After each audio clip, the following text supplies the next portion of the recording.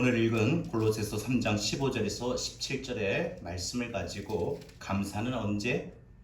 시험과 고통이 찾아올 때라는 말씀의 제목으로 우리가 이 시간 함께 은혜를 나눕니다. 여러분, 우리가 올 한 해 살아오는 동안에 우리의 삶을 되돌아볼 때 하나님 앞에 우리가 얼마나 감사하며 살아왔습니까? 감사는 모든 덕행의 어머니다라는 말이 있어요. 그래서 감사하는 사람, 감사를 자주 하는 사람, 사소한 일에도 별거 아닌 일에도 감사를 잘 표현하고 감사하다고 고맙다고 말하는 사람은 그 사람은 가만 보면 그 사람의 인격이 그 다음에 그 사람의 덕망을 알 수 있어요. 그래서 어느 자리에 있든지 감사를 잘 표현하고 사소한 것에서도 작은 일에도 감사하다고 고맙다고 하는 사람은 참 보면 훌륭한 인격의 그런 소유자라고 볼 수 있습니다. 오늘 말씀에서도 사도 바울은 우리에게 이 감사하는 말을 감사하라, 이 말을 거듭 3번씩이나 강조했습니다. 15절에 보니까 너희는 또한 감사하는 자가 되라. 그리고 16절에는 감사하는 마음으로 하나님을 찬양하고 17절에는 하나님 아버지께 감사하라. 그러니까 감사하고 감사하며 감사하라.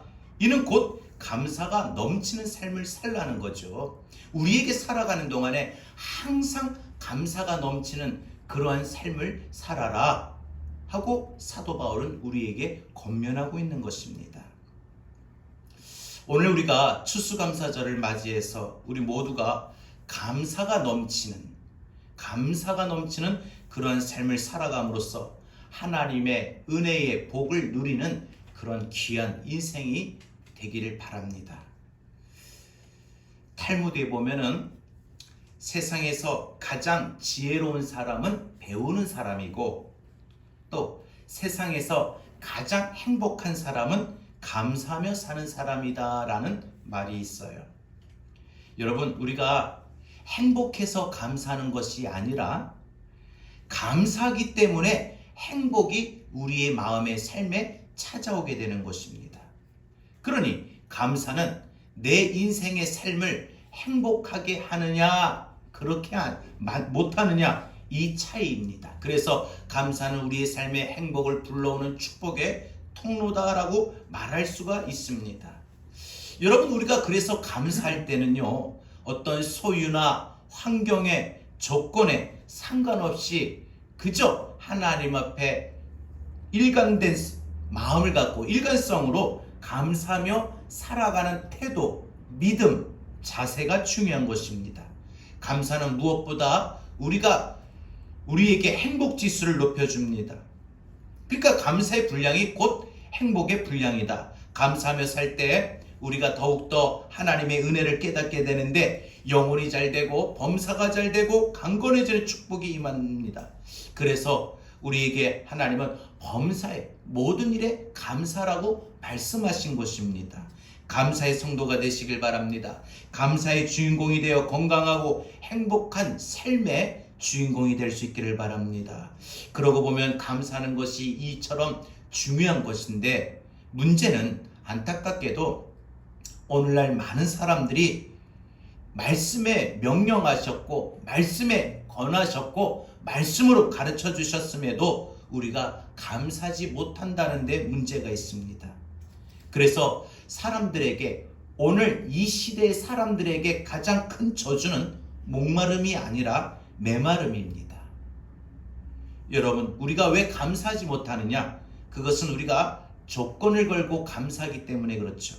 만약에 내가 돈을 벌게 되면, 시험에 합격하면, 내가 아팠는데 이 병이 나아지면, 내가 내 마음의 소원과 꿈이 이루어지면, 이 문제가 해결이 되면 그때 감사하겠다는 겁니다. 여러분, 이것은 어떤 조건이 충족되지 않으면 내가 감사할 수 없다라는 뜻이기도 합니다. 우리 하나님은요, 우리에게 감사하라고 할 때 이런 조건에 따라 감사라고 말하지 않았습니다. 이런 감사는요, 하나님의 마음을 감동시킬 수가 없는 것입니다.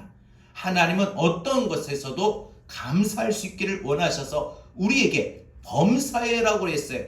모든 일에, 모든 상황에, 여러분 모든 상황, 모든 일에는요 꼭 기쁘고 즐겁고 행복한 것만이 있는 게 아니라 슬프고 힘이 들고 어려움 중에 고통이 찾아올 때도 있다라는 거예요. 그런데 하나님은 항상 좋은 쪽에서만 감사하는 게 아니라 어두운 쪽에서도, 힘든 쪽에서도 감사라고 말씀하셨던 것이죠. 또 하나 우리가 감사하지 못하며 살아가는 이유가 무엇이냐? 그것은 결과를 놓고 감사하기 때문에 그렇다는 거예요. 결과를 놓고 감사하는 사람은요 믿음의 사람이 아니라 세상 사람들도 다 그렇게 할 수가 있습니다. 중요한 것은 평범한 것에 결코 감사할 줄 모른다는 겁니다. 하나님이 정말로 기뻐하시는 감사는요 그래서 그럼에도 불구하고의 감사입니다. 여러분, 이 그럼에도 불구하고의 감사는 제로의 감사입니다. 제로에서 시작하는 거죠.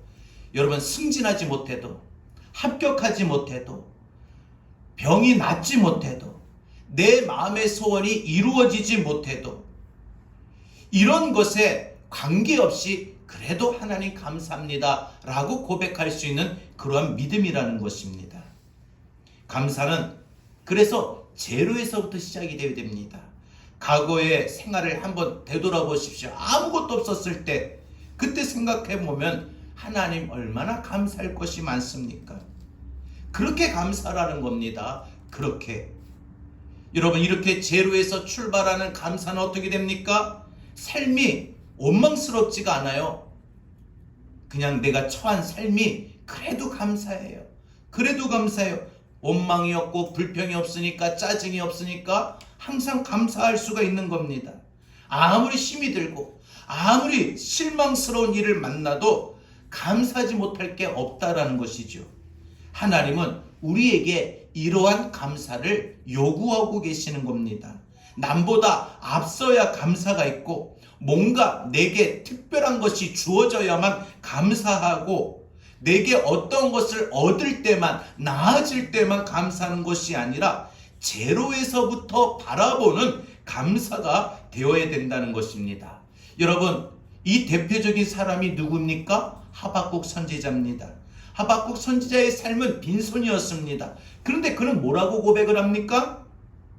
자기에게 비록 무화과 나무가 무성하지 못하고 감람나무에 열매가 없고, 또한 포도나무에 열매가 없고 감람나무에 소출이 없고 밭에 식물이 없고 우리의 양이 없고 외양간에 소가 없을지라도, 그러니까 자기의 지금 주어진 상황은 뭐예요? 제로예요. 자기의 주어진 상황은 뭐예요? 아무것도 없어요. 조건이 없어요. 결과가 없어요. 그런데 무엇 때문에 기뻐하고 감사한다고요? 여호와를 인하여 즐거워하고 하나님 때문에 즐거워하는 거예요. 그리고 나의 구원의 하나님을 인하여 기뻐하리로다. 내가 하나님의 구원받게 된 것을 인하여 기뻐하고 즐거워하고 감사한다는 겁니다. 모든 것을 잃었어도, 모든 것이 없어도 제로에서 생각해 볼 때 그래도 내게 얻은 것이 많아요. 내게 얻은 것이 많습니다. 특히 구원 얻은 것을 생각해 볼 때, 하나님의 그 귀한 은혜를 생각해 볼 때 우리는 그저 감사할 것밖에 없다라는 것입니다. 바로 이런 감사가 하나님의 마음을 감동시키는 감사라는 겁니다. 이런 감사의 주인공이 우리 모두 다 될 수 있기를 바랍니다. 그런데 문제는 이런 믿음의 감사, 그럼에도 불구의 감사, 제로에서 시작하는 감사, 없을지라도의 감사, 이런 믿음의 감사는 아무나 할 수 있는 게 아닙니다. 교회를 다닌다고 해서 다 되는 게 아니더라고요. 우리의 속사람이 바뀌지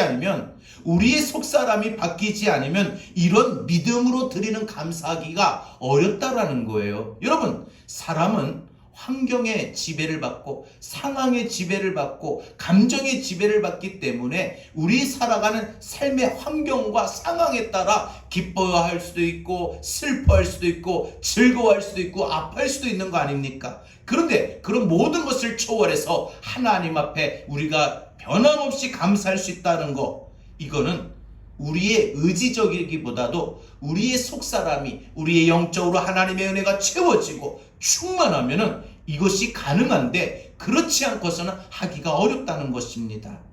그러면 우리가 오늘 추수감사절을 맞이해서 어떻게 해야 감사의 마음을 갖고 살 수 있을까요?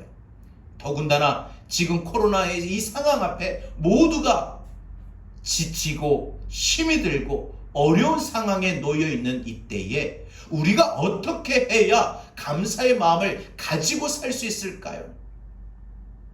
첫 번째, 그리스도의 평강이 우리의 마음을 주장할 때 감사의 마음을 가지고 살 수 있다는 거예요.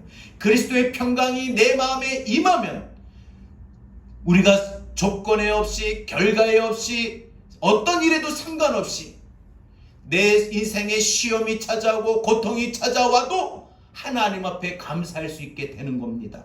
또 감사의 마음을 갖고 하루하루를 살아갈 수가 있게 되는 것입니다. 오늘 본문 15절 봅시다. 그리스도의 평강이 너희 마음을 주장하게 하라. 너희는 평강을 위하여 한 몸으로 부르심을 받았나니 너희는 또한 감사하는 자가 되라 라고 말을 합니다.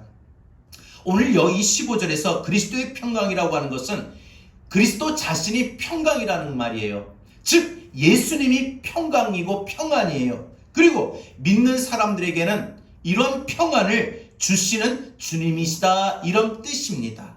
따라서 그리스도의 평강이 우리의 마음을 주장하게 하면은, 그리스도의 평안이 우리 속에 임하게 되면은 우리 살아가는 동안에 모든 불화와 불안과 또한 원망과 불평은 사라지게 될 겁니다. 그래서 사도 바울은 이것을 위하여 너희는 또한 감사하는 자가 되라. 그리스도의 평안이 임하게 되면 감사하는 자가 될 수 있다는 것입니다. 여러분, 그리스도의 평강이 우리의 마음 가운데 임하게 해야 내가 감사하는 삶을 살아갈 수 있어요. 조건이 안 좋아도, 결과가 안 좋아도 우리가 하나님 앞에 하박국 선지자와 같이 이런 믿음으로 감사하며 살아갈 수 있는 인생이 될 수 있다는 거예요. 어떨 때? 그리스도의 평안이 내게 임할 때. 그리스도의 평강이 내 마음에 임하면 상황이 안 좋아도, 환경이 안 좋아도, 시험이 찾아와도, 고통이 찾아와도 그래도 하나님 감사합니다 하고 믿음으로 감사할 수 있게 된다는 것입니다. 그리스도의 평강이 우리 마음을 주장하게 하면요, 죄악의 시련과 고난 중에서도 오히려 감사가 넘치는 인생이 되는 것입니다.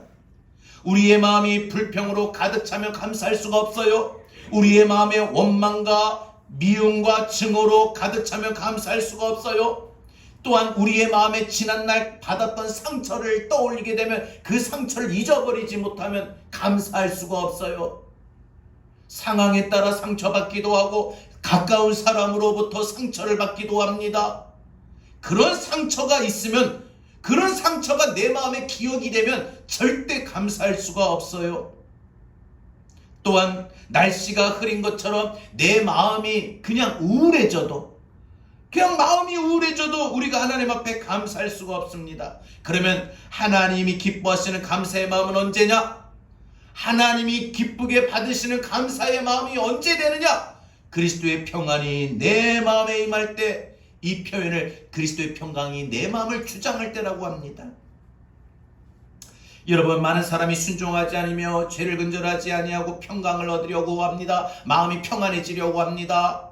여러분, 우리가 하나님 앞에 순종해 내 마음에 평화가 임해요. 내가 죄를 멀리하고 하나님 뜻대로 행할 때에 내 마음에 평화가 임해요.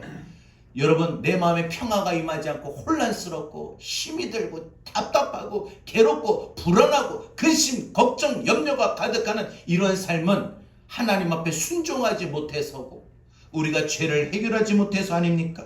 이런 상태에서 내 힘으로 무조건 감사하기가 가능하다? 어려운 것입니다. 여러분, 하나님의 평강이 그래서 우리에게 임하려면 순종하고 죄를 멀리해야 되만 우리 마음에 평화가 임하는 것입니다. 하나님과 우리 사이에 아무런 방해 요소가 없을 때 그 순간 하나님의 평강, 하나님의 평화가 내 마음에 임하는 겁니다. 그래서 우리가 찬송도 부르는 가사에 보면 하늘 위에서 내려오네, 평화 평화로다, 하늘 위에서 내려오네라고 말을 하고 있습니다.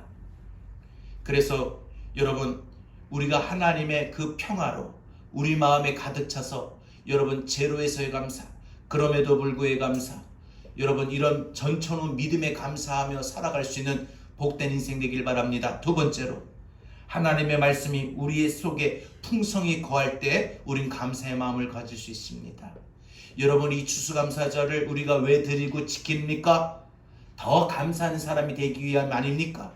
그러면 우리가 앞으로 지금까지 못했다 할지라도 오늘 이 시간 이후로 더 감사하며 살아가는 삶이 되려면, 우리가 감사의 마음을 갖고 살아가려면 어떻게 돼요? 하나님의 말씀이 내 안에 충만하게 임해야 됩니다.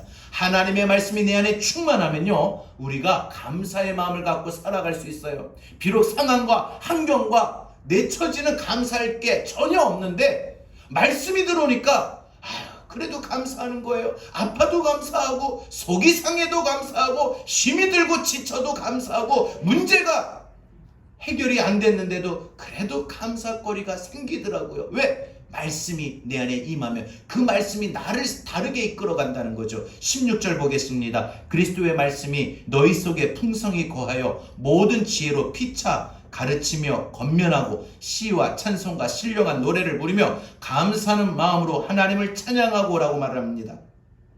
여기서 사도 바울이 그리스도의 평강이 우리 마음을 주장하게 할 뿐만 아니라, 두 번째로 그리스도의 말씀도 우리 마음속에 충만히 풍성히 거하게 해야 한다라고 말을 합니다. 우리가 감사하며 살아갈 수 있는 두 번째 비결 방법은 그리스도의 말씀이 내 안에 충만하면, 하나님의 말씀이 내 속에 충만하면 감사하며 살아갈 수 있는 생각이 되고 사고가 되고 그런 믿음이 되는 것입니다. 그리스도의 말씀이 우리 속에 풍성히 거하게 되면 믿음이 견고해져요. 믿음이 견고해져요. 절대 안 흔들려요. 그래서 감사와 찬송이 넘치는 삶을 살 수밖에 없는 것입니다. 그리스도의 말씀이 우리 속에 충만하면요, 자신의 힘으로 해결할 수 없는 불가항력적인 고난과 고통 속에서도 주님이 내게 베풀어 주실 축복을 바라보며 감사가 넘치는 그런 인생이 되는 것입니다. 그래서 믿음도 신앙도 견고해지는 것입니다. 하나님의 말씀, 이 생명의 말씀이 우리 영혼 속에 풍성히 거할 때에 우리가 하나님의 온전한 믿음으로 감사하며 살 수 있습니다. 우리가 사실 살아가는 동안에 이 세상에서 매일 하루하루의 삶을 보세요. 사람들과 부딪히며 삽니다. 그죠? 가족들로부터 시작해서 직장에 나가도, 심지어 모르는 사람하고 길을 가다가도 부딪히는 경우가 많아요. 세상에서 매일 하루하루의 삶이 사람들과 부딪히다 보니 악한 것을 보고, 악한 것을 듣고, 악한 것을 느끼고, 악한 것을 경험하게 됩니다. 그럴 때 여러분, 우리 마음이 어떻던가요?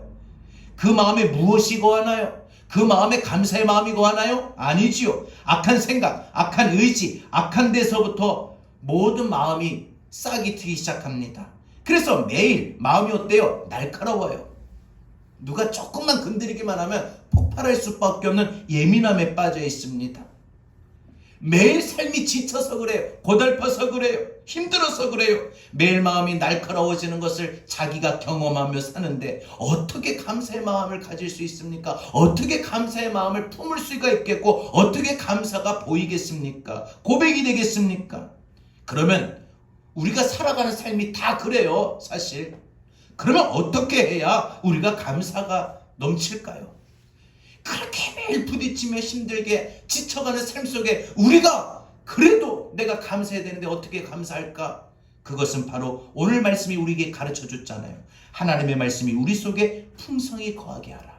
하나님의 말씀이 내 안에 풍성히 거하면요, 삶의 환경이 힘이 들고 지쳐도요, 그래서 우리 마음과 생활이 너무나도 예민해지고 날카로워져도요, 그래도 좀 참을 수 있는 마음이 생기고 여유의 마음이 생기고 돌아볼 수 있는 마음이 생기고 감사의 마음을 가질 수 있다는 것입니다. 하나님의 말씀이 우리 생활 속에, 우리의 삶 속에 머물러야 됩니다. 우리의 마음, 우리 행동 속에 하나님의 말씀이 들어가야 되는 것입니다. 그래서 내가 말할 때 하나님의 말씀으로, 내가 행동할 때 하나님의 말씀으로, 우리의 머리부터 우리의 발끝까지 모든 삶 속에 우리의 온 전 인격이 말씀이 배어 있어야 돼요.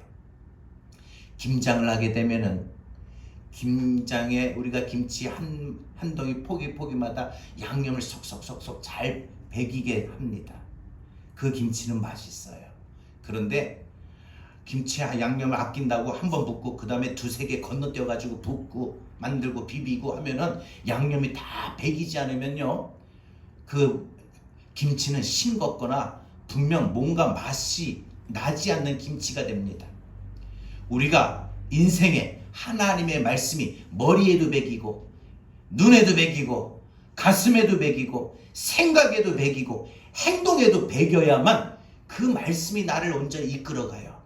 그래서 눈으로 보이는 상황, 피부로 느끼는 상황, 내가 귀로 듣는 모든 일들이 참 힘들고 고달프고 지치고 예민하고 날카로운데 하나님의 말씀이 나의 온 몸에 배겨버리면 그 말씀이 나를 주장해요. 이끌어요.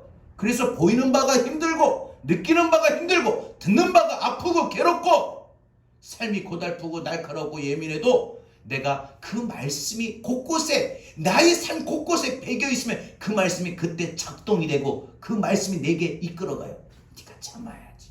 네가 이겨야지. 곳곳에 하나님의 말씀이 나를 주장하게 한다는 거지요. 여러분, 그래서 우리의 행동을 그 말씀이 제어하게 하고 내가 함부로 막 말하려고 하는 것을 스탑하게 만들고 우리의 생각의 방향과 흐름을 하나님의 말씀이 지배하고 우리의 온 인격을 하나님의 말씀이 나를 사로잡아 버립니다. 그 순간 말씀의 사람이 되는 거예요. 그 순간. 그래서 내가 힘들지만 하나님을 찬양하게 되고 신령한 생각을 유지하고 악한 생각, 악한 마음을 품지 않고 하늘의 지혜가 생기며 무엇보다 내 마음속에 그냥 나도 모르게 감사의 마음이 터져 나오는 거예요. 눈을 감으면 말씀이 생각이 나고 말씀이 그래서 꿀송이보다 더 달다, 참 좋다, 재밌다. 그래서 설교 말씀 듣는 걸 좋아하고 성경 읽는 것을 좋아하고 할렐루야.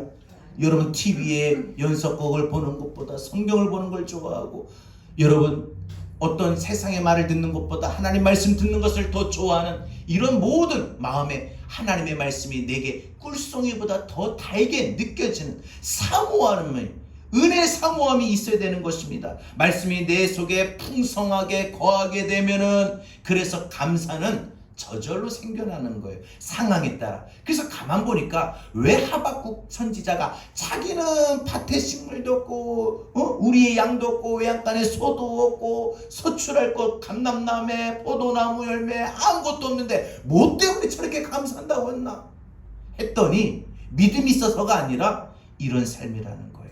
말씀이 하박국 선지자의 삶 속에 배기고 가득하니까 그 말씀이 하박국 선지자에게 환경에 따라 형편에 따른 것이 아니라 조건에 따라 하는 것이 아니라 결과에 따른 것이 하는 것이 아니라 하나님 앞에 제로에서부터 감사하고 전천으로 감사하고 그럼에도 불구하고 감사하고 믿음으로 감사할 수가 있게 되더라는 거지요. 여러분, 저와 여러분이 이렇게 감사할 줄 알아야 됩니다. 하나님의 말씀이 우리에게 풍성히 거하면 다 됩니다. 하박국 선지자만 되는 게 아니라 저와 여러분도 우리의 삶에 하나님의 말씀이 충만히 거하게 되면은 저절로 감사의 마음이 솟아나게 되는 겁니다. 저절로 감사의 마음이 느껴지는 겁니다. 감사하는 마음으로 변화가 됩니다. 사랑하는 여러분, 말씀으로 풍성해지는 저와 여러분이 될 수 있기를 바랍니다. 마지막 세 번째, 우리가 이 추수감사를 통해서 어떻게 해야 감사하며 살 수 있을까요? 사실 그래요. 우리가 매일 나도 기쁘게 살고 나도 감사하며 살기를 원하는데 우리가 살아가는 모든 환경과 형편과 처지가 그렇게 늘 기쁘고 감사하게 만드는 환경이, 상황이, 처지가 못 돼요. 그러다 보니까 감사가 어떻게 돼요? 들쑥날쑥할 수밖에 없다는 거죠. 그럼에도 하나님은 우리에게 이 추수감사를 통해서 주시는 세 번째 말씀이 감사하며 살라고 하는데 어떻게 해야 우리가 감사의 마음을 품고 살 수가 있을까요? 어떻게 우리가 해야 시련을 떠나서 고통을 떠나서 모든 환경과 형편과 상황과 처지를 떠나서 하나님 앞에 감사의 마음을 갖고 살 수 있을까요? 17절입니다. 무엇을 하든지 말에나 일에나 주 예수의 이름으로 살아갈 때 우리가 감사의 마음을 가질 수 있어요. 뭘 하든지 예수의 이름으로 할 때, 예수의 이름으로 할 때 감사하며 살 수 있어요. 예수의 이름으로 살아갈 때 감사의 마음을 가질 수가 있어요. 예수의 이름으로 살아갈 때, 예수의 이름으로 살아갈 때 감사의 마음을 가질 수 있어요. 17절입니다. 또 무엇을 하든지 말에나 이래나 다 주 예수의 이름으로 하고 그를 힘입어 하나님 아버지께 감사하라. 여기서 무엇을 하든지 주 예수의 이름으로 하고라는 이 말은 인생의 모든 일에 있어서 자기 중심적으로 판단하고 계획하고 행동하고 살지 말고 오직 주님 중심으로, 주님의 중심에 주님의 뜻이 어디 있습니까? 주님 뜻대로 인도해 주세요. 주님 뜻대로 결정할게요. 주님 뜻대로 판단할게요. 주님 뜻대로 내가 행동할게요. 이렇게 오직 주님 중심으로 살겠다는 것입니다. 여러분, 이렇게 주님 중심으로 사는 사람은요, 그래서 범사에 감사하며 살아갈 수 있는 삶이 됩니다. 그러기에 그런 사람은요, 결코 어떤 상황과 어떤 일에도 결코 실패하거나 두려워하지 않고 승리하며 희망찬 삶을 살아갈 수가 있게 되는 것입니다. 그래서 모든 삶 속에 감사가 넘치고 감사하는 삶을 살 수밖에 없어요. 여러분들, 무엇을 하든지 무슨 일이든지 예수의 이름으로 하라고 할 때 예수의 이름으로 말을 하시고 예수의 이름으로 생각하시고 예수의 이름으로 할 때 그 삶에는 그저 평화가 임하고 감사가 임할 수밖에 없습니다. 그래서 감사는 모든 삶에 있어서 모든 것을 이겨낼 수 있는 승리의 비결입니다. 아픔도 고통도 괴로움도 시험도 연단도 이겨낼 수 있는 방법이 뭐냐? 감사예요. 감사로 실망과 시험을 이겨내면 기쁨이 생기고 우리의 신앙의 믿음이 더욱더 반석이 세워지고 견고하게 되는 것입니다. 똑같은 인생을 사는데 어떻게 해석하느냐에 따라 삶의 방향과 질은 달라집니다. 여러분, 두 팔도 없이 짧은 다리 하나만으로 손가락 두 가닥이죠. 피아노를 배우며 찬양하는 이 모든 훌륭한 사람들이 있어요. 그래서 두 팔도 없이 이 짧은 다리 하나만으로 피아노를 배우며 찬양하는 CCM 가수, 이 스웨덴의 레나 마리와 같은 사람, 예전에 제가 영상을 한번 보여드린 적이 있을 겁니다. 그리고 팔다리 없이 태어나가지고 그냥 이렇게 마음을 말 그대로 몸으로 기어다니고 몸으로 움직이고 사는데 전 세계 다니면서 자기는 행복하다고 감사하다고 행복전도사로 전하는 호주의 닉 부이치치. 또 두 팔, 두 다리가 없는 오체의 불만족의 이 저자인 일본의 오토다케라는 이런 사람들은요, 자신의 힘이 들고 자신의 어려운 상황에 놓여있는 그 자신의 모습을 감사함으로 긍정적으로 해석하며 알차게 살아가는 사람들이죠. 그래서 그 사람들의 삶을 살는 것을 보면 모든 사람들에게 감동을 줍니다. 여러분이 실망스러운 일을 만나도, 시험을 만나도, 고통을 당해도 감사함으로 인생을 여러분들 궁극적으로 해석하시고, 그래서 우리 힘으로는 할 수 없으나 하나님이 인도하시고 하나님이 도우시고 성령의 인도하시고 역사하심으로 승리하며 이기며 살아갈 수 있기를 바랍니다. 감사할 때 하나님이 길을 열어주셔요. 내가 감사할 때 막혔던 인간관계의 길도 열어주시고 사업의 길도 열어주십니다. 내 인생의 진로도 깜깜하고 보이지 않던 그 길이 보이기 시작합니다. 실망을 감사로 바꾸어 주시는 겁니다. 그래서 노르웨이 속담에 보면 감사하는 마음에는 사단이 씨를 뿌릴 수 없다라고 했습니다. 감사하는 사람의 마음에는 사단이 씨를 뿌려도 자랄 수가 없기 때문입니다. 사단이 유혹의 덫을, 또 사단이 우리를 사로잡으려고 해도 절대 그럴 수가 없습니다. 감사는 승리하고 감사는 이기게 마련입니다. 그래서 여러분, 감사하는 사람의 마음에는 주님께서 항상 믿음의 씨를 뿌려주셔요. 그래서 그 씨가 30배, 60배, 100배 자라서 우리로 감사할 수 있는 상황을 발견하게 하고 깨닫게 하고 고백하고 그래서 감사의 사람으로 살아가게 할 수 있는 힘이 되는 겁니다. 감사는 그러고 보면 행복의 첩경이고 신앙의 척도이며 승리의 비결입니다. 감사는 다시 한번요, 행복의 첩경이에요. 신앙의 척도이고 승리의 비결입니다.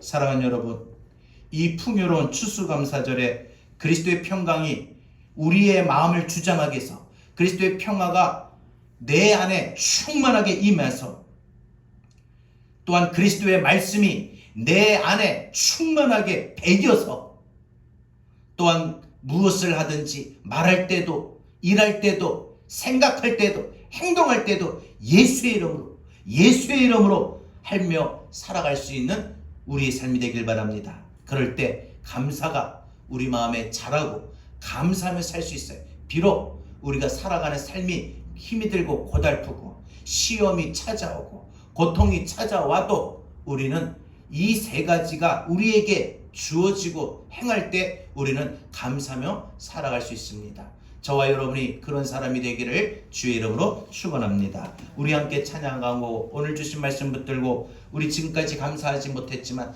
앞으로 감사하며 살겠노라고 다짐하고 결단하며 우리가 기도할 수 있기를 바랍니다. 감사해. 시험이 닥쳐올 때에 주께서 인도하시니 두려움 없네. 또 감사해. 고통이 찾아올 때에 주께서 지켜주시니 승리하리라. 우리 이런 믿음의 고백을 갖고 우리 나같이 함께 찬양하고 오늘 말씀 붙들고 기도하겠습니다. 감사해.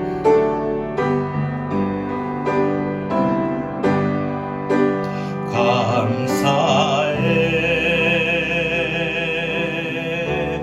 시험이 닥쳐올 때에 주께서 인도하시니 두려움 없네. 또 감사해. 고통이 찾아올 때에 주께서 지켜주시니 승리하리라.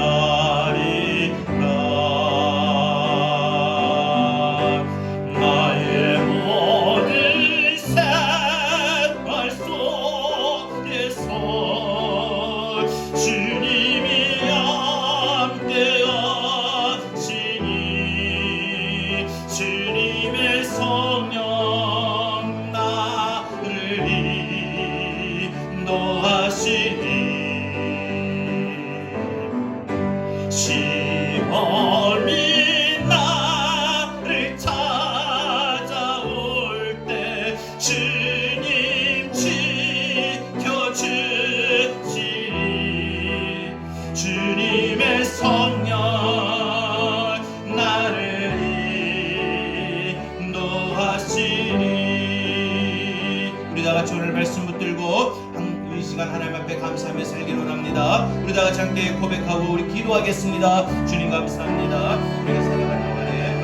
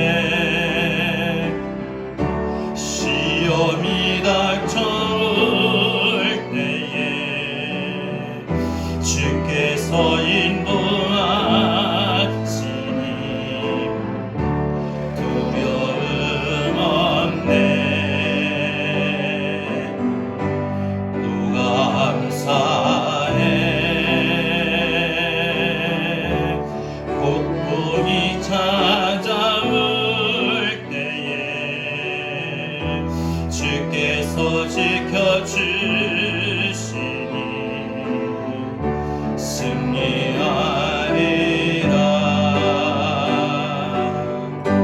나의 모든 생활 속에서 주님이 함께 하시니 주님의 성령 나를 인도하시리. 시험이 나를 찾아올 때 주님 지켜주시리. 주님의 성령 나를 인도하시리. 살아가는 나날 동안 너무나도 숨가쁘게 달려온 삶 속에 시험이 닥쳐오고 고통이 찾아오는 이러한 많은 일들 속에 우리는 감사의 마음을 잊어버리고 살아갈 때가 많았습니다.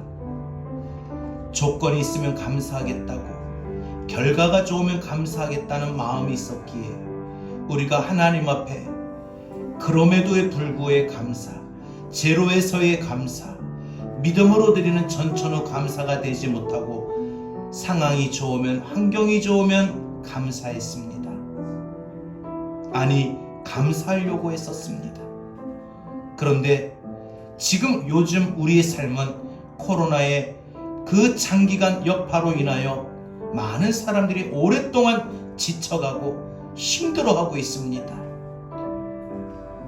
너무나도 힘들고 지쳐가는 삶이 깊다 보니 우리의 마음마저도 힘이 들고 마음이 예민해지고 날카로워지며 자주 사람들과 부딪히고 환경에 부딪히며 우리 마음에 감사의 마음을 많이 잃어버리고 원망하고 불평하고 신경과 예민이 날카롭게 우리의 삶 가운데의 모든 일들이 짜증스럽고 힘든 삶이었습니다.